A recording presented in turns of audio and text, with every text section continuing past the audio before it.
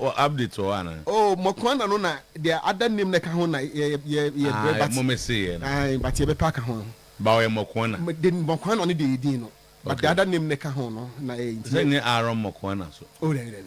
Say Aaron Mokwana na okoboy. On the minimum kwa be ho no. Okay. Na nye to bo ho so. Okay. Say on na Zakito so on pele ma on fama wo. Okay.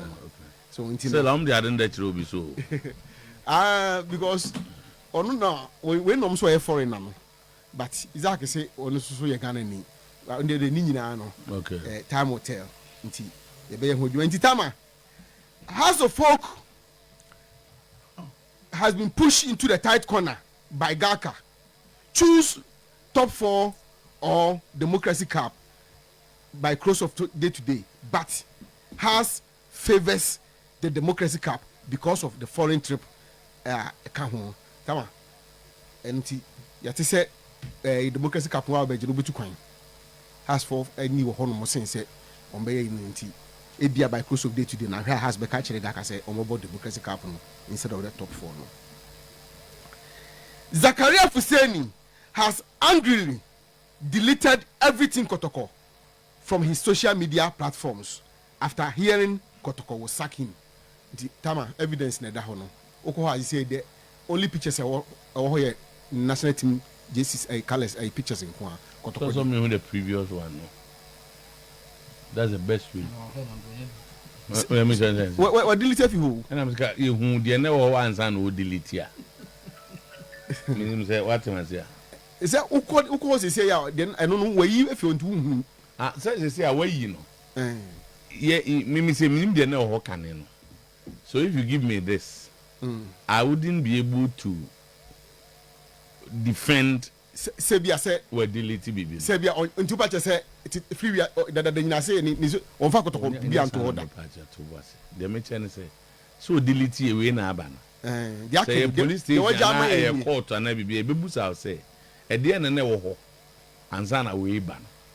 Kibia you 7 hours ago before we delete ni say na tie. Ena say asem am ga wuti ase a wa yi din a won bi. Oh, oti ase be no be din say obehu time. Okay, Matthias. Because we ye fi ho no munti no. Nti but the mention say obi a wonim the dada no. I be difficult. Obeka se bi ase na tie dada. The onko order. And about so didn't know say obedility. So ala e dey mo amunni ma muntimi hu style bia mbeti de hu no no achi de na wo say ya mutimi hu ayifo no security services no mo amni ma IT mu no oh okay when I did it no anu security Agbesi fears the House of Folk court case, so he has denied the 3 years contract, but he is training with Stellenberg. And he, Tama, Agbesi say, on sign contract biya. Unse nwana, ye be story wa say 8,000 ne 70 ne hun kron ba ne ade. Also on sign contract biya because the yet ne say usro say e babontin say one Stellenberg for no asanya. I remember Batama, ono mo ye training no so asem ni ho. Asem ho ba. And yes, has for so or a house player, he cannot train. He cannot even sit on a dining table with them and have discussion. But he say South Africa. Okay. And also yeah, asemo. Omo hu to me. And also so and so e wo hon ma ye but am for we enwie na ye nsori nko. Na enwie na. Tama ya ti say Tinkra. Onye happy with the current backroom staff for Kotoko no. Into I recommend this South African be mechanic. He said in a direct assistant and that's immediate assistant, no. And so South African on also so no. What Japanese say oba boa no mu nyina no mabo dwuma e de amakumasi asante kotoko. Nti and also so ni kakra. Okay, thank you very much. Young quite. Nation FC enya relatively very good draw. Okay. Omobo FC Diara of Mali. Yes, because said good draw. One, they are going to Mali. Not one financially, not a very financially not long journey. A Kabe brain name. 2, FC Diara unknown club. Unse, quite an issue now. So no. If has money Kotoko money Mediamamo. If you get this draw, any good Ghanaian side don't have to go to a group stage. True, that is the truth. FC Diara Oka away face our home second. Who we are? You are playing AS Zam of Niger, and I said the winner of AS Zam and Asko Dikara of Togo. Unse sa routine no. Any sa teams they are Ghanaian teams no. O serious biya qualify. You find na same bomb qualify. Na sure na problem no. But nations no ono place in power to mu nyina. Me say okay. Le ni abre so kwa bibia. So but on paper this is a good draw. Okay. But let's see how they will go. My close to AK say I was there and no supporter was angry about the board not signing any player. Was no who supported Bia. Or did I say so concerning Bia? They say reaction of the supporters after the game. That and not so signing the player. Oh, so and there was a lot of I don't want to say anger, but technical team no, they were not happy at all. Yes, they were not happy. Say, and yet the resource, preseason here, resource, but performance now boys and then you know, so to Omanya happy cry, Paju yes, Omanya happy cry. Now after the game no, Omu Benab, Ejitu Muse Mizoto, they need about 4 minimum, maximum 7 quality players to add to the team. No more last year, no. So I don't say you know. I don't say any you know because they need additions to the team. Now I never come to I'm say Stanley Mo and discussions how much motivated can here is to Obi Abaka say for young players in the league Ghana bia no or Ntrono Ucha. Mama mundi omachi. It's a lie, big lie. And I'm there be a yellow crack. You mahodo. From Mbisa on the league from quality. For quality young players, they will win league for you. At least, and no we saw Bashir Effort. South 208 team no. Now I'm crossing the room. Offer Manjalik. It is about the quality of the young player. Among the Africa Cup, I know my average age at 21, 22. It's about the quality. It's Yenjai, me say. Average age 21. If I go back to 1983. 1983, how many years? 43 years. What the 23? Crack 43. When you 66, he's spoken to more than 66 years. You won't ban a man, you all of them. So now I'm age, you know, check it 21, 22, 21, 22, 21, 22. Nina said they should go scout and get at least quality young players. Champion for no Mwawa. Now I can't champion for no Mwa. And you go down there, look for the quality young ones. Never come on. And I see you better be quality Chomosa. Sabesi. Omuana. Boma Bache, Benam. No, but you see, they are good players around. Okay. But there as insistence of Mpemfono. And I had a problem. No. So bad. Bankolaya Mbochano Mutimi. A jelly. No, but I told you that. Chairman. There was some exceptional young players. Yeah, Chairman. And you saw Diogo Kotoko Appoint coach, no? So the name is Diogo Peral. Diogo Peral. Diogo Peral. Okay. 9th September 1975. The age, no. South African. 75, then that's why, how many years? 51 years. Okay. Now, the profile is no way. He's worked with Cape Town CTFC, where he served as an assistant coach and also had spell as interim head coach over there. Playing career before coaching, he played professionally in South Africa, mainly as a midfielder. South Africa, that team is not here, but okay. And then full CV. So I'm just short in pieces. So this is the assistant coach at IN-Asante Kotoko Appoint. In the old training grounds, Oba assist. When I nim guys obey The friend say Eric Tinkler and Menzo. We wish him well. So too. On it Tinkler system ne pekaka. On also believe in a 4-2-3-1 system. Waba. Okay. Yes. As I tell him, no. And a 4-2-3-1 will be enjoyed. In the system, modern 4-2-3-1. In the system, there's a modern 4-2-3-1 go for the Champions League and the Premier League. No one count. So Okuta UEFA A license. That is according to transfer tickets. Or UEFA A. UEFA A license. Seneca Capi Kano. I have Cape Town City technical team no can home. Why assistant? I think say why assistant? No assistant rather than direct players. No coaches now there. Okay. So but when they speak of Kotoko supporters, on his typical Kotoko supporter. So Diogo Peral. So we have players with the coaches there. Playing from the back, keeping possession, progressive, aggressive, pressing with aggressiveness right after losing the ball. Okay. And these are some of the things I'm doing. Or your power and. We believe in discipline, technical structure, intelligent possession, and player development over a short term.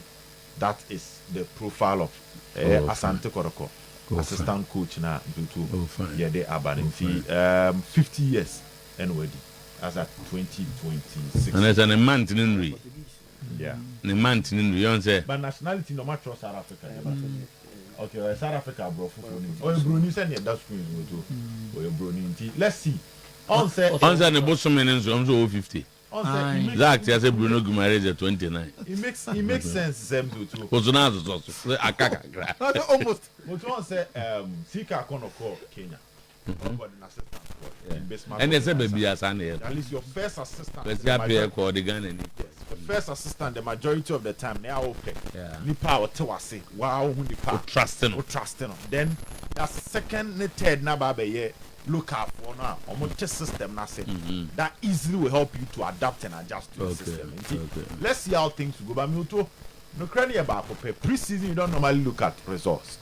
But the body language of Eric Tinkler pointed to one thing. He was disappointed with the play of some of the players. Okay. And you just Obia or no one Kobe.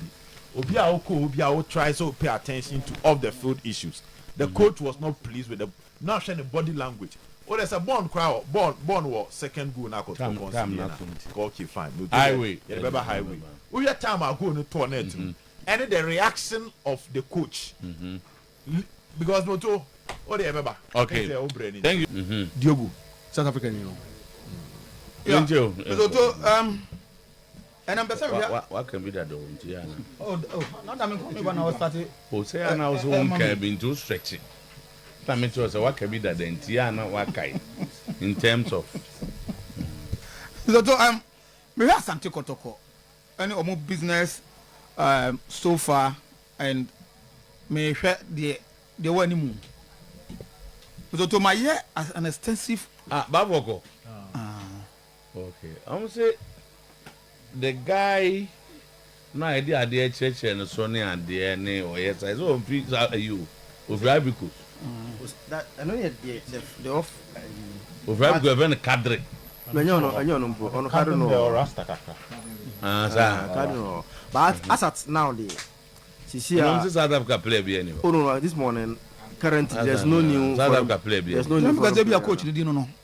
Assistant coach no. Mo hedi no. I don't say I'm Benesa. I don't even Diogo no. Diogo. Okay, so me so Ebi our ban or them. I am looking at Asante Kotoko in there so far where they are and me year projection according to the end of the season na mahwe what is the Kotoko dey on board me so to director of football foreigner, new coach foreigner, assistant foreigner. Me so to the information that I have, reliable source tells me that Asante Kotoko might not go to the market like say the Ghana for typical air corner. There's some key signings we are Kotoko Ekopo Modoma Bano. Because man check to some teams players be na amount for Bobo Mudin Kotoko no booster teams now. Receive letter be from Asante Kotoko as at now. Now the transfer window is about. Also, as a media, no, as a media, you need to speculate. So I decided to do that. Oh, Ebia, player players linked. More names. Sometimes. There were a lot of players here. I don't want to be a normal so they are linked. So to me, just there no. Now me time registration. Window no akano. Now my reliable sources tells me to say Asante Kotoko. Mizoto. Line up about 20 players. That 20 players the whole number on business free. Ebi abba eko. So some players me no be on buy omo 2 million kai kan omo nko no. Any keep and Cameroon omo kasa 20 now.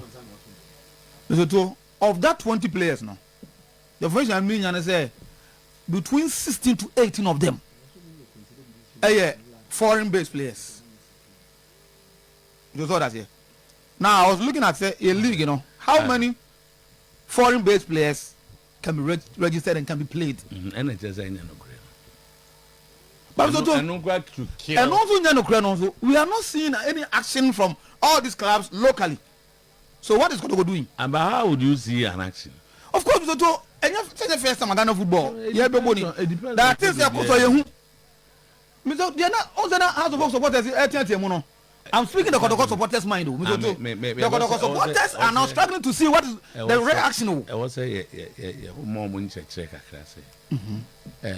Teams to be video or why no be dealer. But no more. But the ma Europe near the Adena and say agents deal with the media more. Some club president for the summer business has to the extent say you should play because cover will be known the yard. So it is rather the media the and a report you. Yeah, the clubs will not report, but most of the times the media are not reporting. So out of 100%, you get about 60, 70, 80%. Right? Media and also that's why I'm catch there. I'm taking the trouble upon myself to check whether there be contact. You need to look at your strategy again. And the contact I'm here, the reporter and say, Kotoko is not writing to any class. Ghanaian clubs, but they want to rely on. I agree with you. I'm trying to say, all the Fabrizio Yamu so Timber. He doesn't have a club. On your club he's a journalist. But on it me a creating. I'm say creative. I don't know what so it means that there's a problem with yours. Maybe there's no problem, but maybe busa clubs. Say. Kotoko Abraham letter or to Debbie. Kotoko Abraham letter to Debbie. Strategy. The method, no, I will not tell you the method. Oh, but so kind. But we check from the class. We check to check in yesterday. Okay. The guys go from you as when you go to collect it or to Debbie. Maybe some Gio say they know what they are doing. Exactly.